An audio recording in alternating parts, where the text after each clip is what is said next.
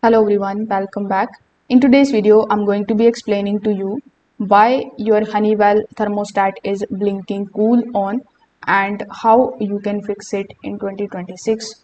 Now, on many Honeywell thermostat, a blinking cool on message is actually normal for a short time. The thermostat uses a built-in compressor protection delay to prevent the AC system from restarting too quickly after shutting off.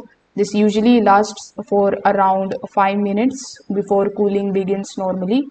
But if the blinking continues for much longer, you need to listen carefully for the signs that the outdoor AC unit is running. If the thermostat flashes but the AC never starts or warm air keeps blowing, then the problem may involve with the HVAC system rather than the thermostat itself.